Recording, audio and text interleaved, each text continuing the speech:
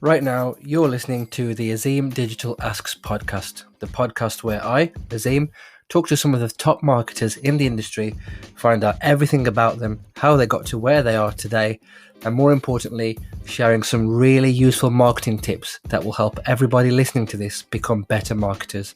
Stay tuned for another great episode.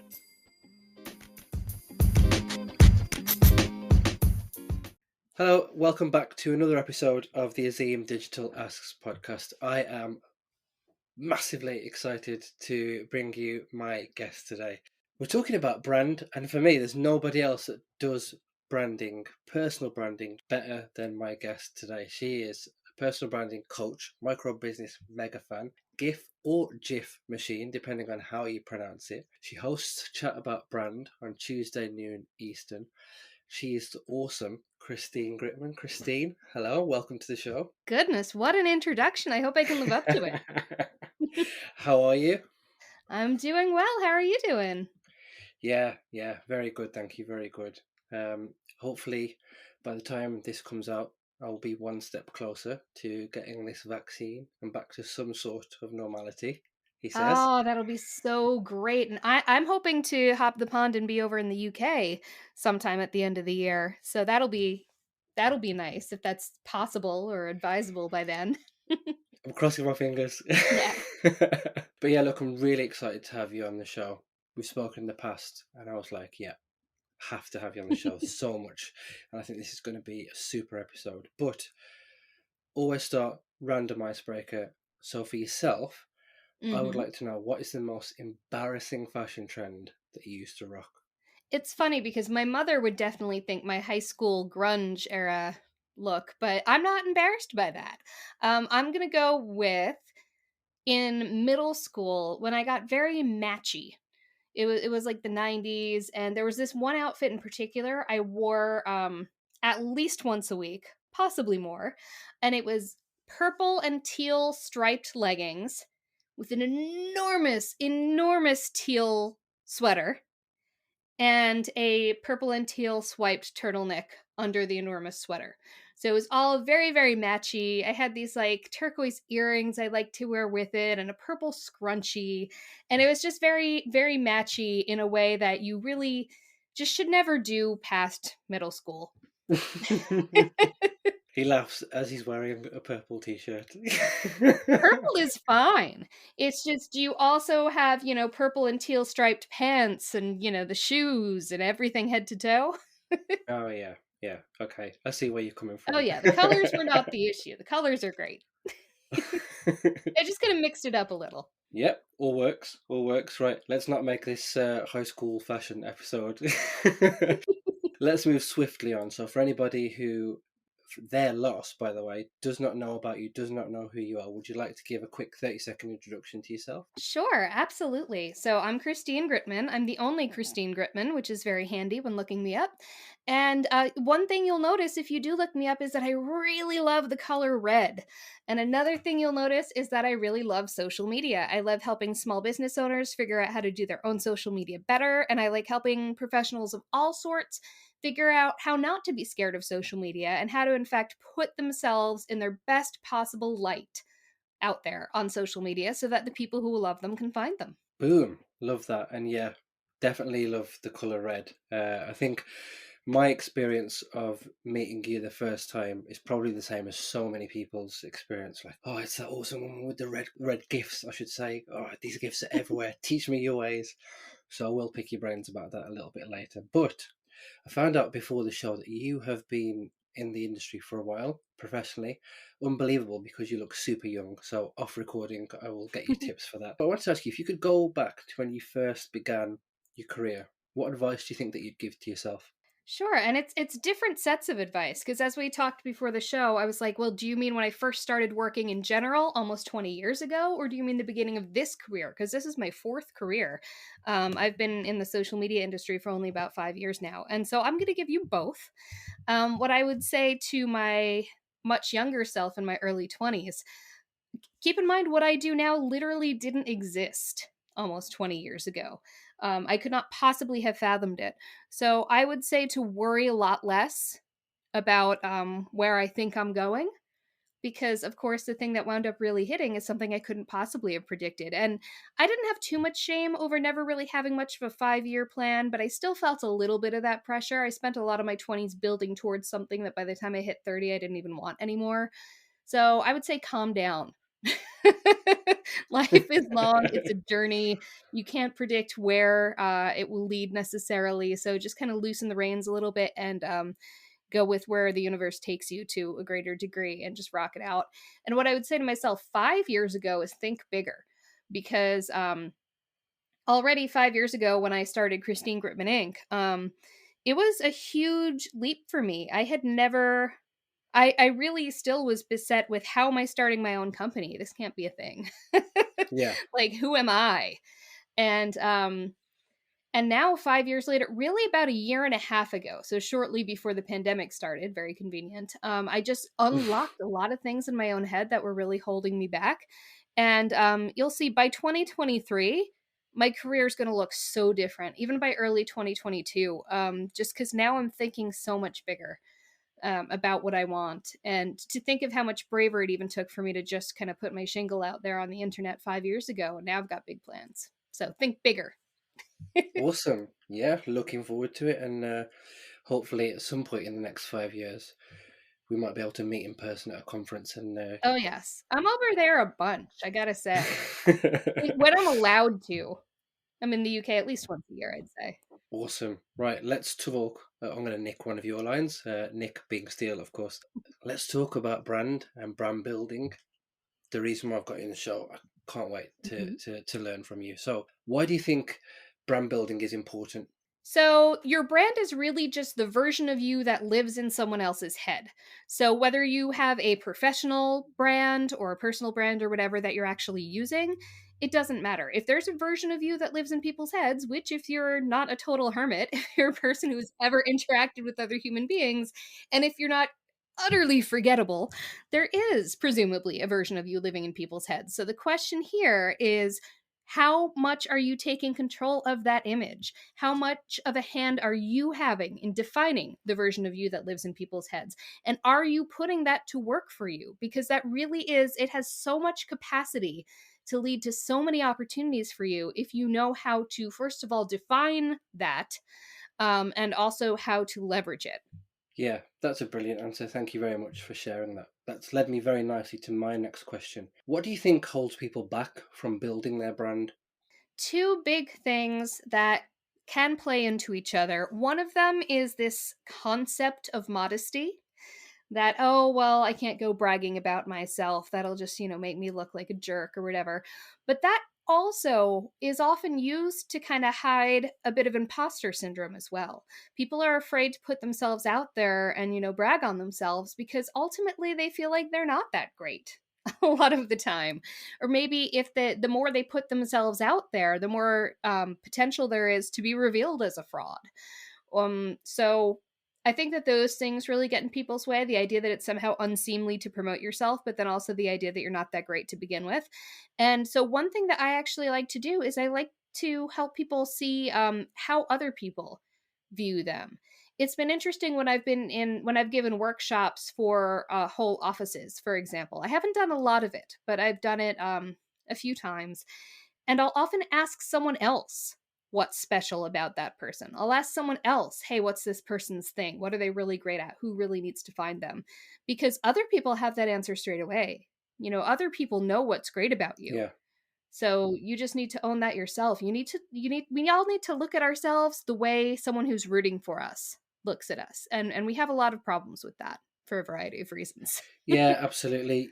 You reminded me of a tweet that I saw over the weekend. I'm absolutely going to butcher it, but essentially it said something like, and I wish I'd saved it or even retweeted it. It said something like, when you get complimented at work for doing something really well, instead of saying thank you, or if somebody says to you, you nailed it, you hit that out of the park, instead of saying thank you, you should ask them, what did you see in me that made you give me that compliment? Because then you can do more of that, which I think is brilliant.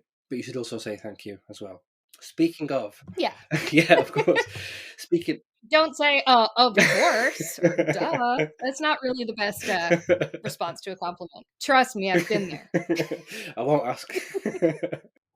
I wanted to ask you then, the most unique way or the most interesting way that you've seen a brand being built? What is that? This is a tricky one. I would say two examples spring to mind. I'm looking mainly at personal brands because that's kind of been my focus as of late. I would say one of them, my friend Alexa, has really she works in social media for a university, and so she has her day job in social media. And she also cares a lot on a personal level about making social media more accessible. Digital accessibility is a real something that she really cares a lot about. And she doesn't have any disability or anything. Like, this isn't something that she's dealing with personally. She just cares. And so she has taken it upon herself to learn all that she can about digital accessibility and making social media posts more accessible for everyone. And so she started talking about it, and it wasn't with the intention of building a brand around it. It wasn't even with the intention of getting opportunities to talk about it. It was initially just solely she wanted to make social media a better place for all. And through that, she has gotten opportunities. She's speaking at conferences, she's speaking for organizations, and she still has and loves her job doing social for a university. She's not planning on making a career change based on this, but she has established a really strong personal brand. She comes up in a lot of conversations now about social accessibility. And so I think that that's just brilliant. She didn't come at it with a plan of getting something out of it. She just took something that she was extremely passionate about, cared enough to become an expert on it, though Yeah, she would not call herself an expert on it, and talked about it, discovered people didn't have the base of knowledge that she has, and spread the word. And it has turned out to be an incredible thing for her, and an incredible thing for all of us who have come in contact with her work. And similarly, my friend Jeremy and his wife Abby, they are very young. They're just out of college, basically, and they have started a social media agency together. And what they've done is they're not entirely sure the form that their careers are going to take. They're not entirely sure exactly how they're going to define their agency in all ways. They don't know what they're going to specialize in if they decide to niche down. What really matters to them right now is becoming a part of the community, a really supportive and enthusiastic part of the social media community, which they've done an incredible job on. They're very supportive, they're very active, they're very engaging. They just like came out of nowhere and suddenly they know everybody. And the best part is they're not being like social climbers about it, because they're not just being super supportive and active with people who have a ton of followers or people whose names are on, the bills of big conferences. They're doing it to kind of everyone. Like, they're trying to lift other people up as well. Their enthusiasm is really, really genuine, as is their capacity to learn. And I think that it's going to pan out really well for them. But so far, they've branded themselves with enthusiasm.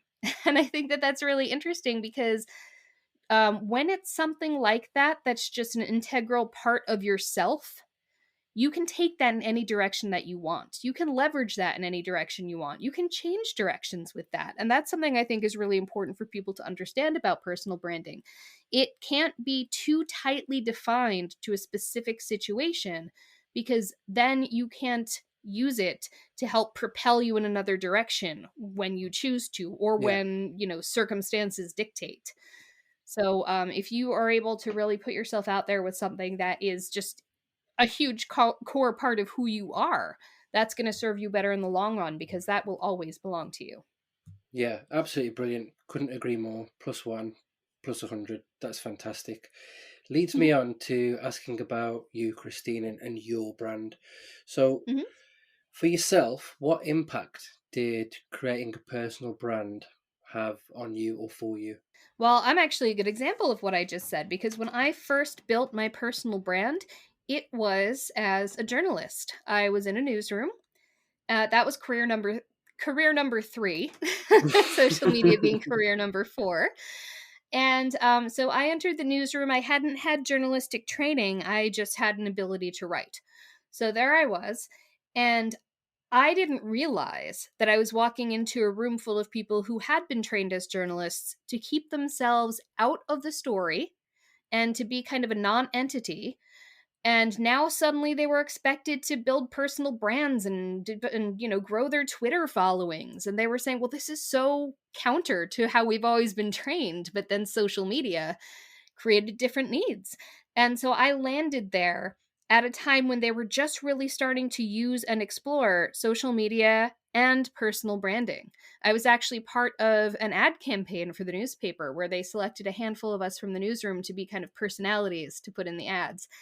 And it was very interesting. I took very naturally to personal branding and to social media and to personal branding on social media, to the point where I actually got promoted. I got promoted within the newsroom to engagement editor, where my job was to help other people in the newsroom do exactly that, to connect with our communities, because it was a local paper, to connect with our communities both online and through in-person events, so that the communities knew who was covering them and the people who were covering those communities knew the people in and what was going on. And so I became very well known locally, which was fantastic. And after a while, people from other organizations, like outside the paper, started asking me to give talks on social media. And my first reaction was, I don't know anything about social media. I just kind of do it. And then I realized, well, when you feel like you don't know, there's kind of two answers to that. One of it is, well, you know more than these people do, so share. Yeah. And the other is, well, if you feel like an imposter, the solution to that is education. So I started learning all that I could about social media so that I didn't sound like an idiot when people asked me to speak. And so, because I was well known, because I had connections in our local small business community, and because people had started knowing me as someone who's very active on social media, all of that was able to help me when I decided to leave the paper and launch Christine Gritmon Inc. Because I was known. I didn't really market myself for the entire first year because I was able to sort of cruise by on, well, people know me. Yeah. And then I started going to marketing conferences and got that nonsense smacked right out of my head. And I realized I did indeed need to market and brand myself. But it really helped having, the fact that there was a version of me in enough people's heads and in the right people's heads was helpful. And the fact that they already had impressions of me as someone who cares about our community and someone who knows what she's doing on social media definitely helped. Yeah, that's awesome. I'm going to sidetrack and ask you a question that I definitely haven't prepared you for, but Go for I'm it. quite keen to find out your answer to this. Way more fun. Obviously, you don't have to name any names, totally optional, but Okay. what's the biggest mistake you've seen somebody make when they've been trying to build their personal brand? Tying themselves completely to their current position and employer. Oh, boom, straight off the bat. Go on, you're going to have to Yeah. share more now. Yeah. It's not even anyone specific necessarily, but the fact is, it's not bad to be known as so and so from such and such, but the fact is you have to have other personality traits in people's heads. Like they have to have an idea of why you're a benefit to that organization. Someone who I know who has done this well, actually, is my friend Rob. Was Rob from Thinkific, but he really defined himself as someone who was great at community management and really, really great at fostering a community of creators. And because of that, he was able to seamlessly go from being Rob from Thinkific to being Rob from TubeBuddy. And you know what? He was able to bring the brand that he had built for himself to that new employer because it hadn't just been about the product he was representing. It was also about his own skills that he brought to that. And he was never self-promotional. He did always, do it in service of the company he was representing. But the fact is, his skills were apparent. And so when he moved from one company to another, the community he had built along the way followed him. And the two services were not competitors. So, his community building skills have still benefited both organizations. But yeah, when you are only so and so from such and such, and you don't really if you don't really develop those relationships on a one-to-one level, then what happens when the company downsizes? What happens if you decide that you want a change? You want to always be sure that the version of you that lives in someone's head can change positions and still, bear all of that goodwill that you've built up. Yeah, that's awesome. And then Last unprepared question. All right. Do you think that going forward, employers will care or value about an individual's personal brand just as much as they do about their individual achievements? We're at a really interesting place with that because there are still some companies that feel threatened by employees who have strong personal brands. They see it as a liability. Yeah. They also see it as if this person is building up their own brand, then it feels like they've got one foot out the door, which of course isn't true. We're seeing more and more, especially in the social media age, we're seeing that people with strong personal brands whose employers celebrate and nurture that fact are able to actually be a huge asset to their employers. So I think that it really does depend on the industry, but overall I do think we're reaching a point where we're hearing more stories of it being a benefit than than a detriment. However, to your point, which was will they start valuing personal brands and followings and such almost more than achievements? Hmm. That's a tricky one, and that's a slippery slope, and something that I don't think should happen because personal branding and building a following and doing all that out loud on social media really does heavily favor extroverts. Hmm. And I think that we've all heard enough about personality types that hopefully companies realize that there are a ton of introverts who can be huge assets. You know, the fact that you're not screaming out loud about what you're doing to the world on a public social media platform absolutely doesn't say anything about your skills. And similarly, the fact that you can shout out loud and self promote doesn't say anything about your skills. So I actually really hope that we don't get to a point where it is assessed much as terms of employment. I hope that it is seen as an asset. I hope that it is nurtured and encouraged by companies, but I hope that people's accomplishments and skills that they bring to the table are valued more highly than this one particular very loud and visible skill set. Yeah, absolutely. I know I said that was the last one, but I've got one more for you now because you've made me think of another. You can ask me whatever you like. Imagine you are talking to somebody and they say to you, "Look, Christine, I work for XYZ Corp.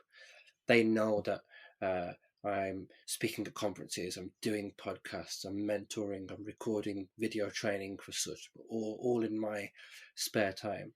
The employer then comes back to the employee and says, "Look, we don't think that you're giving us as much attention or as much focus as you should be. We need you to kind of tone Mhm. it down." What advice would you give to that person? I think they need to make a decision and realize that there's three paths, not two. The two obvious paths are either do what your employer is saying and tone it down, Hmm. or leave your employer and go it on your own.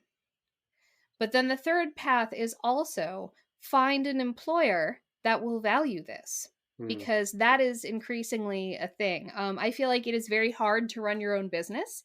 I feel like a lot of people have a skill and a passion, but they don't necessarily have what it takes to do all the nitty gritty that comes with running your own business and being your own employer. So I would say be aware that there really are at least three options there, which are, yeah, tone it down. Oops, sorry. There are at least three options there, which are, yeah, tone it down, leave and go it on your own, or find some place that will value it because somebody will. Yeah, that is awesome. Leads me very nicely to my next question. So, if somebody's listening to this and they wanted to learn more about building their own brand, other than Mm-hmm. your website, where do you recommend people go to learn more about doing this? Ooh, that is actually a good question. There's some more great people in the personal branding space for sure. There's the whole story brand organization. There's my friends Andrew and Pete have a business group called Atomic, and even though it is not about branding, it really does help small business owners and the sorts of people who are trying to form their own personal brands. It helps them just kind of figure out all the stuff that goes along with that. So it's not about personal branding, but it helps. I would say, this is hard. Where could they learn about? Social Media Examiner is a great source for most things social media based. Um, yeah, I'm just not coming up with a ton of great answers. Chris Ducker. Chris Ducker has a company called Youpreneur. And that's all about personal branding and being the brand of you. So Chris Ducker is certainly a leader in that. So is my friend Julie Catino. Julie Catino's company is called Brand Twist. Her main offering is something called Brand School. I am actually an instructor in Brand School. She was the head of brand for Virgin. So I Right. mean, if she's good enough for if she's good enough for Richard Branson. Russell Branson, did I mess that up? You said Russell Branson, right? Richard Branson. Richard Branson. Thank you. So if she's good enough for Sir Richard Branson, she's certainly worth learning from. So that's Julie Catino of Brand Twist. Awesome. Yeah, that's brilliant. Please, after the recording, share with me all the links. See, I've got an excuse for getting tongue-tied because it's like my bedtime. It's 9 p.m. You've got no excuse. It's like midday or something for you. Hey. This has been a great episode, Christine. Sadly, we are almost at the end, but I would love to ask you if there were 3 things that you wanted listeners to take away from this episode. What would they be? You are more special than you realize. So ask somebody else what makes you a freaking rock star if absolutely necessary, because there's something for sure. Don't have a sense of false modesty or imposter syndrome. You know what? If other people think you're good enough, that's not actually your business. That's their problem. So really, take what's special about you, find out from other people if you can. Throw aside that sense of modesty or imposter syndrome and realize that it's actually to the benefit of the people who need you, to the benefit of people who will adore you. So it's kind of unselfish when you think about it to put yourself out there. So just rock it out. Christine, thank you for being an absolutely brilliant guest. And the last thing that I haven't prepared you for is that I always give my guests the last word on the podcast. So for me, I am going to shut up after the sentence and say thank you very much for being a brilliant guest. If people want to learn more about you, find out more about you, follow you on socials, what are those details? But most importantly, the last word on your episode, once you've shared your social handles and everything else, goes to you. So no pressure, within reason, open forum, all yours. Okay, well, I am the only Christine Gritmon there is. It's grit like when something is gritty, mon like Monday. And I can be found at Gritmon.com. I am C. Gritmon on Twitter and Instagram. I'm Christine Gritmon Inc. on Facebook and YouTube. And the best places to find me, besides my website, Gritmon.com, are my Tuesday Twitter chat, which is called Chat About Brand. It's Tuesdays at noon Eastern. And then my live show, Let's Talk About Brand, which is Fridays at noon Eastern. And those are both conversations about different elements of personal branding every single week.